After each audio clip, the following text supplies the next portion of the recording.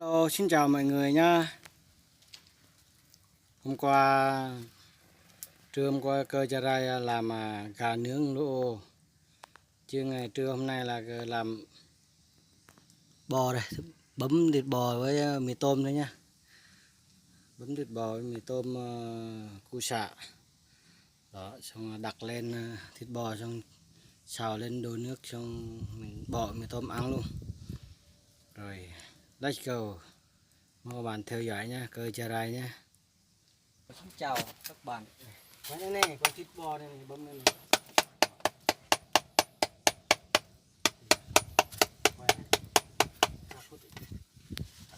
Thịt bò các bạn nha. Bò với mì tôm gói 5.000. Và xá nữa này. Hai gói 10.000, này quay nhỏ. Cầm 5 phút đấy. Đấy, mọi người nha. Giờ đang đi làm nghỉ trưa. Có tiền đi chơi Noel. Ừ. 12 rồi. Đây hoang cảnh ở đây đẹp lắm các bạn. Nhìn nha, nhìn cho rõ nha.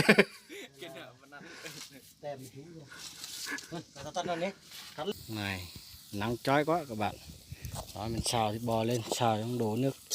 Nước xong chín rồi mới chế mì tôm. Xào củ sạ đó, gia vị hành. Đó, màu của nó này. Dầu, mắm, muối. Để xào cho bạn. Đó, chạy đi.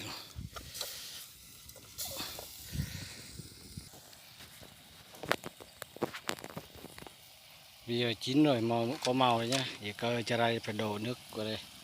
Đó, 3 người, 4 gói phải chế nhiều đâu.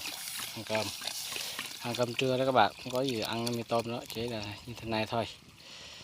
Đó, rồi chừng đó đây, đây luôn, 3 người ăn. Rồi xôi chút bỏ mì tôm cho các bạn theo dõi nhé. Đó, một cảnh đủ màu mè đẹp chưa? Màu rất là ngon, tuyệt vời. Mì tôm 5.000, hai có 10.000. Ngon quá đi. Này có cái tiêu xanh nữa, ăn với tiêu xanh này nó mới ngon. Đây, đây giờ. Đó, tiêu xanh cho nó thơm, thả vào luôn. Tiêu xanh thả vào nó thơm lắm. Đó. Sắc hành tươi bỏ vào.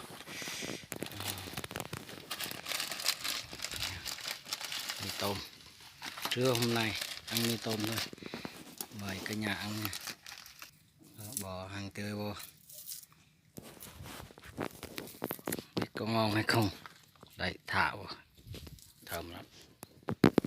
Củ sạ tươi luôn.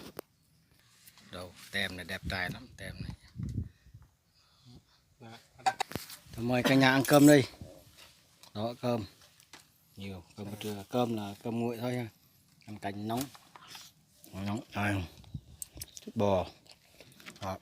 Mời cả nhà ăn miếng tôm thôi nha. Giờ, ăn xà. Cho cà phê nữa. Đồ cá chim. Cơm. Siêu thoát, tem mình là tem siêu thoát là vui nhất. Em siêu thoát. Mời cả nhà ăn cơm nha, buổi trưa hôm nay nha.